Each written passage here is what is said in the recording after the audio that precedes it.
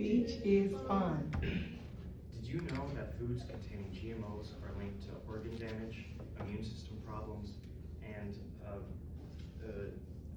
reproduction issues? We are familiar with the term GMOs, but some of us don't know that GMO stands for genetically modified organism. Like you, I'm a consumer, and as a consumer, I have done extensive research on the National Bioengineered Food Disclosure Standard. The National Bioengineered Food Disclosure Standard essentially ensures that foods that contain genetically modified organisms are labeled as such. Something interesting I came across in my research, according to the Non-GMO Association, is that restaurants and food trucks have to disclose nothing about the GMOs they use in their foods. I asked myself, should the National Bioengineered Food Disclosure Standard be supported, amended, or repealed? I believe that this policy should be amended. In my speech, we are going to go over the National Bioengineered Food Disclosure Standard's history, its problems, its solutions, the practicality of those solutions, and action that can be taken today. Let's start with some history.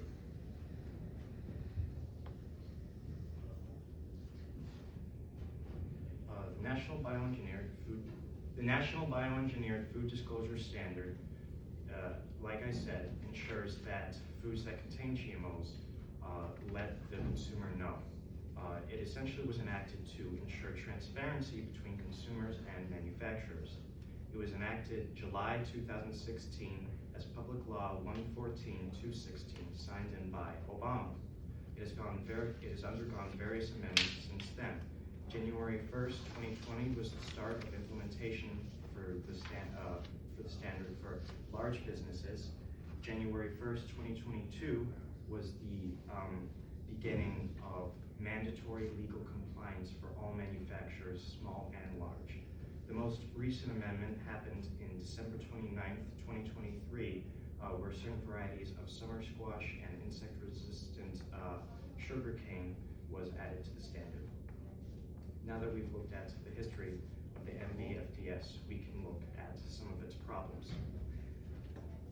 My first problem with this standard is its high threshold for GMO detection.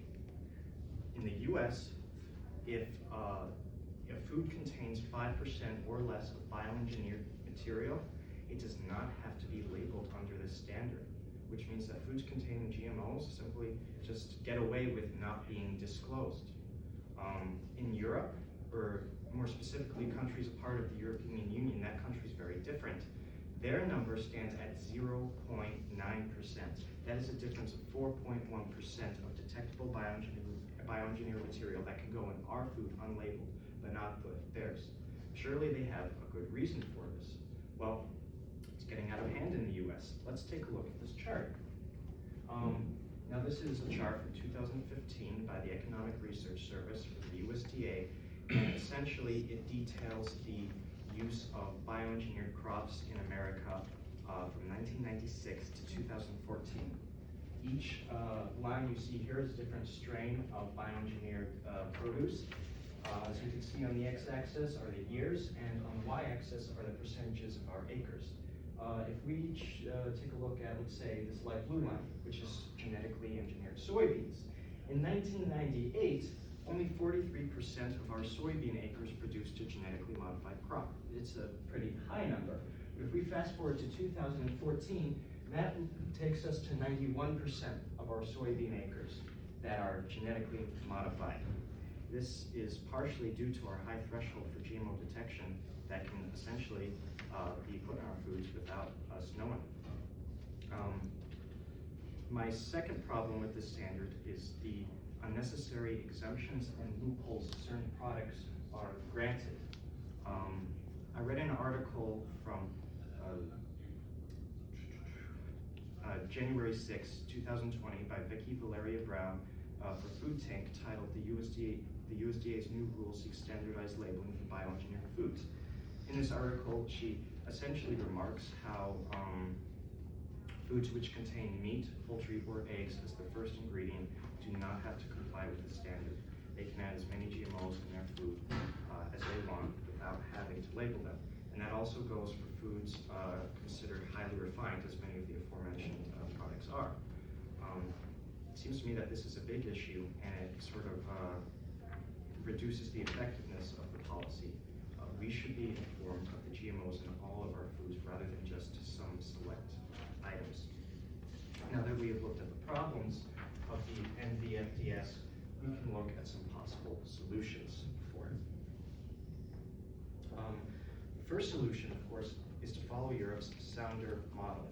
I read an article from Wait, say it again, back up. My first solution is what? For us to mirror Europe's sounder model, essentially copy what they do in terms of food safety. I read an article dated September 23rd, 2025, written by Alexander Shim for the American National Standards Institute, and that's titled The Difference Between European and American Food Standards. In this article, Shim highlights how while Europe operates on a precautionary system of food safety, that is where certain foods are disallowed because they've been proven detrimental to their health. We operate on a riskier model of food safety, where essentially foods that are, even if they can be proven detrimental to our health, they're taken off the shelves, but they're sold before they are proven detrimental to our health. And that's sort of the reason that Shim remarks that we have a wider range of pesticides allowed in our foods than countries in the European Union. My solution would essentially be for us to reflect their model. They have less impurities in their food and less bioengineered material. My second solution is to rescind the exemptions that are granted for certain foods. Foods with first ingredients for meat, poultry, and eggs are exempt from the standard based on the logic that when the animal eats all of the food and digests it, it is proven obsolete in the final product. And while this may be true, that leaves genetically modified organisms added to the food products completely unlabeled. They can add whatever they want in there without telling us. This is the same thing for foods that are labeled as highly refined, like I said, as many of those foods are. The simple solution, of course, is to not allow these exemptions and to include all GMOs in the policy. Now that we've looked at solutions for the National Bioengineered Food Disclosure Standard, we can consider the practicality of those solutions. The practicality, when you come down to it, it's difficult yet it's possible.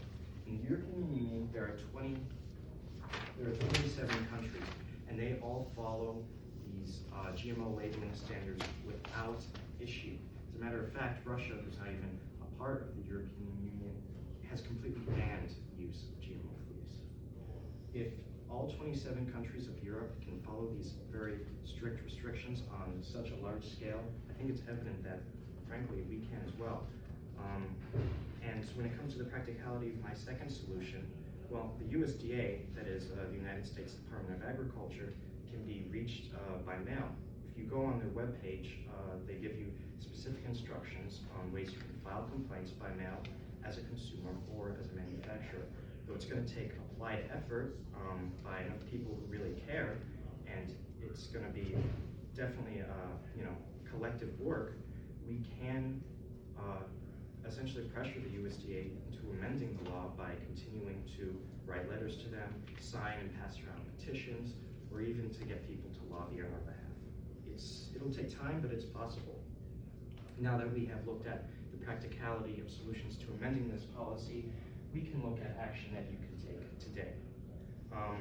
While yes, you can write to the USDA, you can also visit the Center for Food Safety, where taking action is as simple as going to their homepage and clicking the Take Action button, which leads you to not one, but multiple programs that help essentially or contribute towards the effort to amend the National Bioengineered Food Disclosure Standard.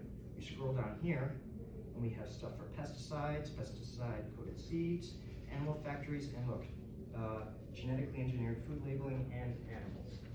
So it's all right there, and it's a very, it's a very informative website as well. In my speech, we have gone over the National Bioengineered Food Disclosure Standards history, its problems, possible solutions, the practicality of those solutions, and action that can be taken today. We don't want to be lied to anymore. We want to know exactly what's going in our food. To ensure transparency and upfrontness about what our foods contain, we should all take a moment today to visit the Center for Food Safety. Maybe together we can make safer grocery stores for our children. Thank you. Thank you.